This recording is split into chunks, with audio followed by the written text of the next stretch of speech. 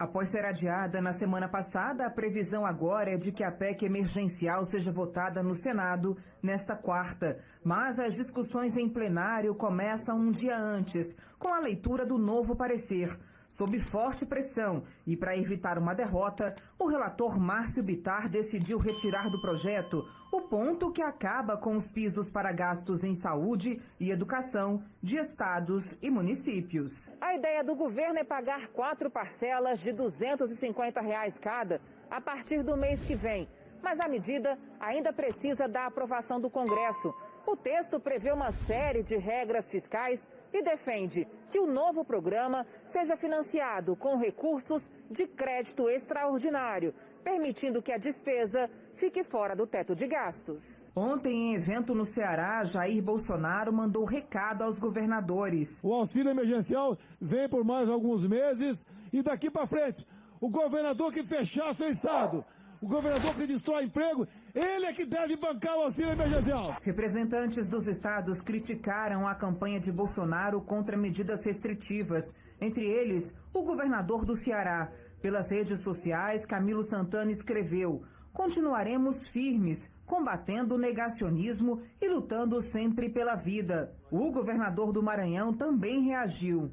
As medidas preventivas decretadas pelos governadores visam a proteger o sistema hospitalar e nós precisamos apoiar esse trabalho de defesa da saúde da população. Quanto ao auxílio emergencial, ele cabe legalmente ao governo federal. Em meio a esse clima, o presidente da Câmara marcou para a próxima semana uma reunião com governadores para discutir ações de combate à Covid, com possíveis alocações de recursos no orçamento, respeitando o teto fiscal. Queremos priorizar essa área, primeiro de apoio para a saúde, apoio para garantir as condições de atendimento em toda essa rede de novos leitos hospitalares, recursos para vacina, para ampliar mais vacina, para vacinação mais célere. Antes tarde do que nunca, é urgente que o Ministério da Saúde passe a comandar, reunir os estados diante dessa situação. Sobre a declaração do presidente Jair Bolsonaro de que não vai enviar auxílio emergencial para os estados, é bem verdade que alguns governadores, um ano depois da pandemia, deveriam ter uma estrutura melhor de saúde para a gente não estar enfrentando o que está enfrentando. Porém, é uma chantagem, ele nem pode fazer isso, não tem nem cabimento à discussão, e ele nem pode fazer isso. A decisão do auxílio emergencial é uma decisão do Congresso. Teremos essa semana a discussão e vamos acompanhar. O auxílio emergencial, que eu tenho dito aí, que está sendo discutido entre R$200 e R$300, mais próximo aí de ser fechado em R$250, ele está previsto na minuta da PEC emergencial, cujo atraso contraria o próprio nome da PEC. Emergencial, está aí para ser votada há um ano. E agora foi adiada, inclusive, para a semana que vem. Já estou até unindo essas duas pautas, porque o relator da PEC emergencial no Senado, Márcio Bittar, admitiu retirar o fim dos pisos de gastos com saúde e educação, dos quais a gente falou ontem aqui, para viabilizar a votação da medida na próxima quarta-feira. Essa proposta prevê mecanismos em caso de descumprimento do teto de gastos, mas o relatório do Bittar tem causado polêmica porque inclui o fim da regra que prevê um investimento mínimo nas áreas de saúde e educação. Essa PEC é uma condição do governo Bolsonaro para retomar o auxílio emergencial nesse ano. Essa era a pauta que eu já estou antecipando e eu vi as declarações hoje do Márcio Bittar admitindo essa derrota e criticando a retomada do auxílio emergencial sem um rigor fiscal. Quer dizer, ele defende uma posição de quem estava tentando criar ali margem no orçamento para mexer com o dinheiro, com a verba possível. Sendo que o orçamento, aliás, de 2021 nem sequer foi votado, nem sequer foi fechado ainda. A gente está aí já em fevereiro, quase mudando para março, e o orçamento não está definido ainda. Mas tudo bem, eles querem lá ter todos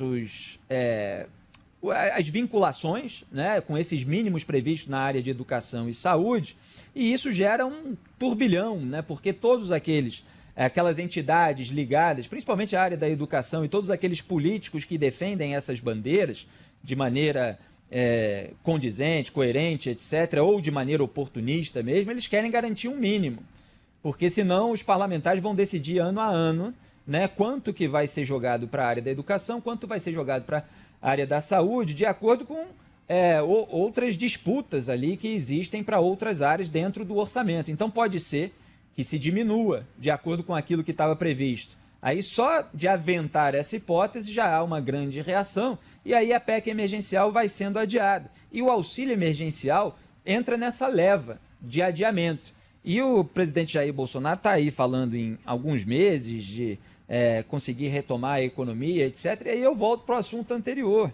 O auxílio emergencial ele é necessário, né? Ele precisa ser prorrogado, agora ele precisa vir casado com uma política séria, eficiente, de combate à pandemia, de combate à Covid-19. Ele não pode vir casado com esse discurso de desdém contra a máscara, contra distanciamento social, desdém contra a vacina, de falta de acordo com uma das melhores vacinas internacionais por medo de responsabilização depois de decisões judiciais sobre supostos casos adversos que, em geral, não estão acontecendo em outros países. Então, como é que se vai combinar isso? Porque não tem dinheiro para o auxílio emergencial, para prolongá-lo por muito tempo, mas a pandemia, a gente não tem perspectiva de que ela vai passar, já que não tem um processo de imunização devido. Então, são muitas contradições que a gente tem para apontar. Parlamentares de vários partidos que integram a Frente Parlamentar em Defesa da Renda Básica promoveram um ato pedindo a prorrogação do auxílio emergencial.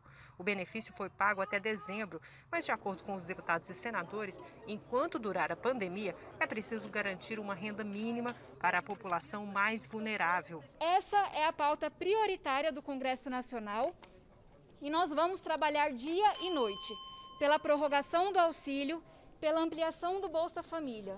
Como a gente vem dizendo há um ano, quem tem fome tem pressa. E como vocês sabem, são quase 30 milhões de brasileiros que estão hoje na extrema pobreza. É preciso o parlamento se agigantar mais uma vez. 200 é pouco e nós vamos brigar pelos R$600. Não aceitaremos menos do que isso.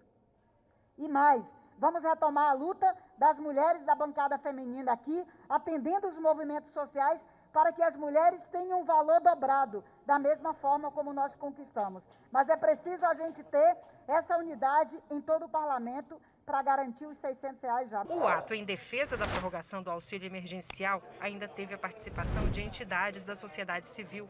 Para os representantes, diante da crise econômica, o governo precisa dar condições de sobrevivência para quem mais precisa. Com um pacote de 5 quilos de arroz, está quase R$30, e isso mais barato, né? E a gente sabe também que 1 quilo de carne é 30 e poucos reais. E aí, companheiros, nós, mulheres negras da periferia, a gente não tem condições de viver com R$200, né? E a gente quer dizer que a gente apoia vocês, mas que a gente quer que continue o auxílio alimentação e que também, depois que acabar essa pandemia, tem que se criar uma renda básica para essa população que está desempregada e que está passando fome.